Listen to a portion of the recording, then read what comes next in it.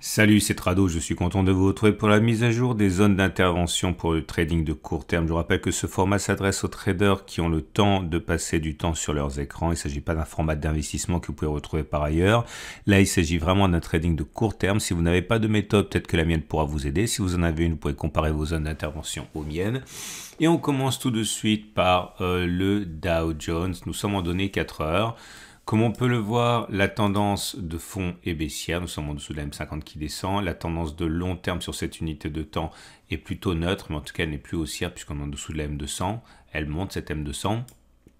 On repère tout de suite une zone de résistance H4 à 32 850, 32 760 et une zone de support journalière ici à 31 900, 31 840. Alors, ceux qui ont un biais haussier peuvent tenter leur chance sur cette zone ici, hein, 31 900, 31 480, c'est une zone qui est repérée par tous les acheteurs. Je vous montre pourquoi, je vous montre les données journalières, vous allez voir, cette zone de résistance ici hein, qui a été cruciale et qui est maintenant plus très loin des cours. Je reviens sur les données 4 heures.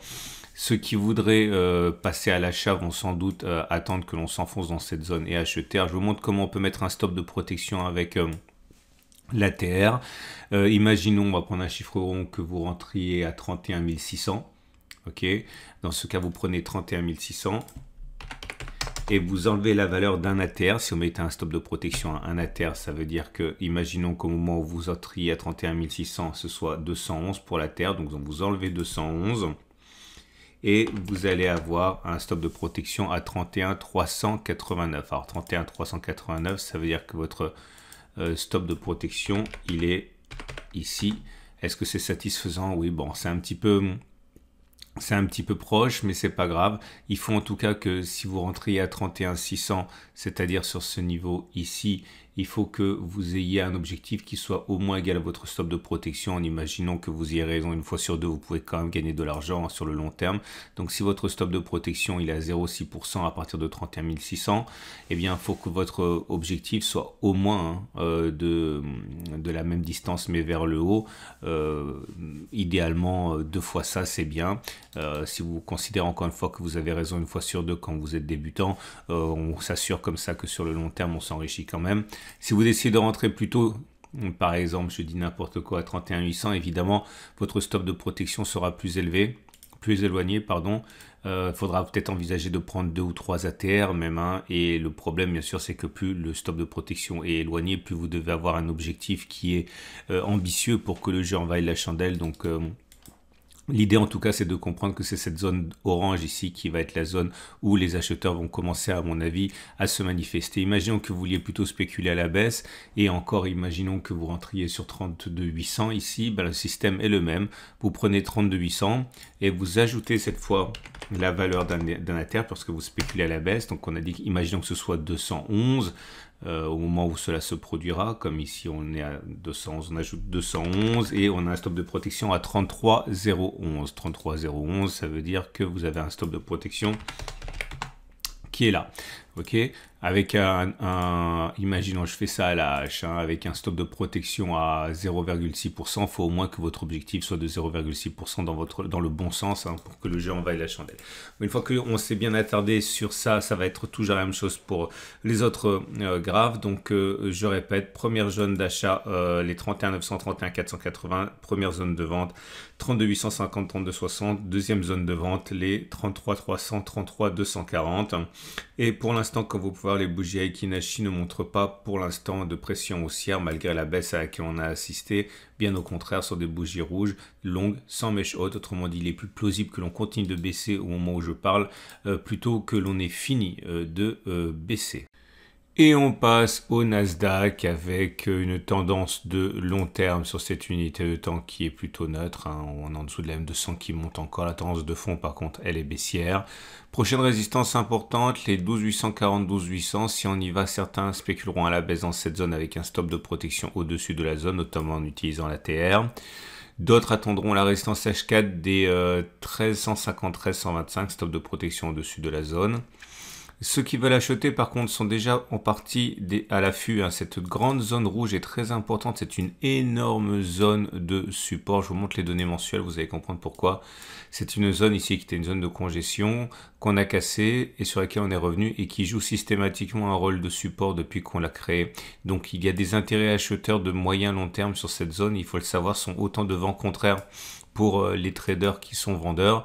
Donc, et d'ailleurs, vous voyez bien qu'on a déjà commencé à rebondir un petit peu. Néanmoins, la zone qui intéressera véritablement les acheteurs, c'est ce support journalier 12,220, 12,140, puisque c'est non seulement une zone effectivement de support de long terme, mais également une zone de support de plus court terme ici. Vous voyez, je vous montre les données journalières pour que vous compreniez bien sa genèse. Voilà, c'est la zone qui a été résistance, qui a été cassée et qui a changé de polarité en devenant support. On le voit sur cette zone ici, sur laquelle on a déjà rebondi.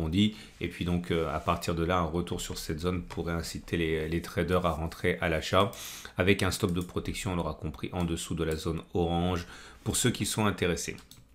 Les bougies Aiki Nashi montrent que c'est un petit peu mieux, mais ce n'est absolument pas haussier, puisque même si les bougies rouges se raccourcissent, témoignant de l'affaiblissement de la pression baissière, ça reste quand même des bougies baissières. Elles sont rouges, elles sont longues, elles n'ont pas de mèche haute. Autrement dit, il est plus plausible que l'on continue de baisser plutôt que l'on ait fait les plus bas.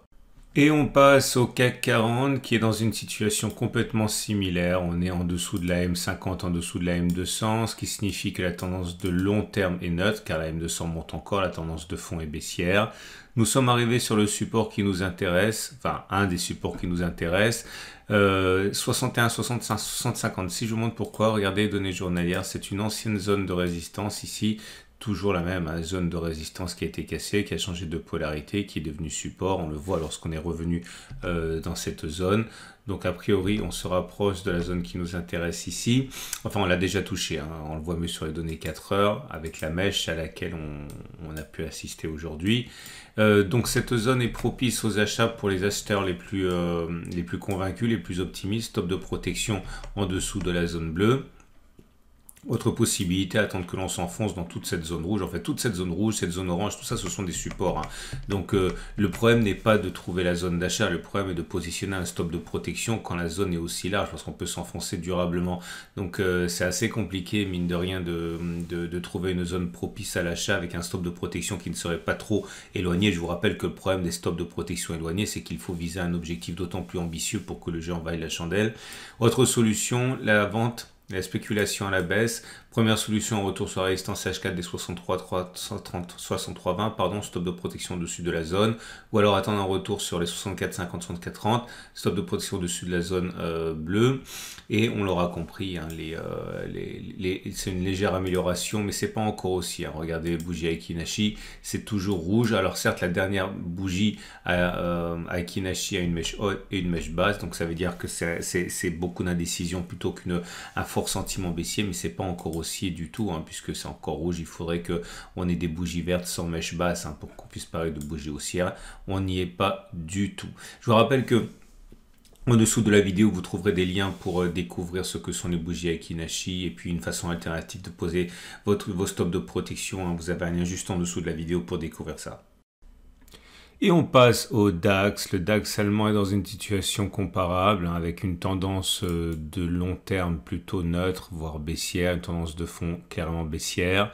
On est sur une zone de support hebdomadaire 13 000, 12 400 et cette zone intéresse les acheteurs. À n'importe quel moment, une poussée de fièvre peut avoir lieu. C'est d'ailleurs ce qui est en train de se passer actuellement. Le problème, là aussi, comme pour le CAC 40, c'est le positionnement du stop de protection, parce que s'il est trop éloigné, cela impose des mouvements trop amples et trop ambitieux dans votre sens, hein, pour que le jeu envahisse la chandelle. Je pense qu'il faudrait attendre un retour sur le support journée 12 600, 12 430 pour pouvoir mettre un stop de protection pas trop éloigné, avec un espoir de progression pas trop non plus illusoire. Cette zone, en fait, orange correspond à cette zone extrême ici de support, hein, et c'est sur cette zone éventuellement que les acheteurs devront patienter pour initier des positions acheteuses. Autre solution, la spéculation à la baisse naturellement. Première solution, la résistance H4 ici 1330, 13080, stop de protection au-dessus de la zone et puis une autre zone de résistance ici, une résistance journaire là, toujours avec la même idée, c'est que le stop de protection doit être positionné au-dessus. On l'a vu, hein, il y a un petit rebond technique, mais les bougies Aiki Inashi montrent que pour l'instant, c'est pas haussier pour autant. C'est une bougie rouge qui est en train de se dessiner avec une mèche haute et une mèche basse. Donc ça veut simplement dire que l'indécision commence à l'emporter suite à cette succession de bougies rouges, mais on n'est pas encore pour l'instant dans un scénario de tendance haussière sur le DAX. Et on passe à l'euro-dollar. L'euro-dollar en tendance de long terme baissière, tendance de fond baissière sur les données 4 heures. Nous sommes sur un grand support hebdomadaire. Attention les vendeurs, hein, cette zone est toujours active parce que si vous regardez les données justement hebdomadaires, on voit que la zone grise est une zone qui a tenu la semaine dernière. Pour l'instant, on dirait qu'elle est cassée, mais c'est à la fin de la semaine uniquement qu'on jugera de sa cassure ou pas. La semaine dernière, on est également passé en dessous avant de clôturer à l'intérieur. Donc attention, hein, la zone hebdomadaire est toujours active et méfiez-vous si vous êtes en position vendeuse. On risque de repartir comme une balle vers le haut. En tout cas, ce qui est sûr, c'est qu'il s'agit d'une opportunité pour acheter pour ceux qui ont un biais haussier. Stop de protection en dessous de la zone grise, voire la zone orange, hein, puisque c'est un support journalier. Ceux qui veulent spéculer à la baisse peuvent éventuellement, mais là aussi il faut du courage parce que c'est spéculer à la baisse sur la zone bleue ici qui est une zone de résistance puisqu'elle était support, qu'elle a été cassée, implique hein, qu'on va se retrouver en position vendeuse alors que l'on attaque une zone de support important, donc c'est pas facile. Donc je répète, hein, ceux qui veulent spéculer à la baisse, possibilité de spéculer dans la zone bleue, stop de protection au-dessus de la zone bleue. Ceux qui veulent spéculer à la hausse, spéculation à la hausse maintenant, stop de protection en dessous de la zone orange. Bon courage pour faire le bon choix, hein, ça risque d'être véritablement tiraillé hein, entre les deux pôles de ces décisions.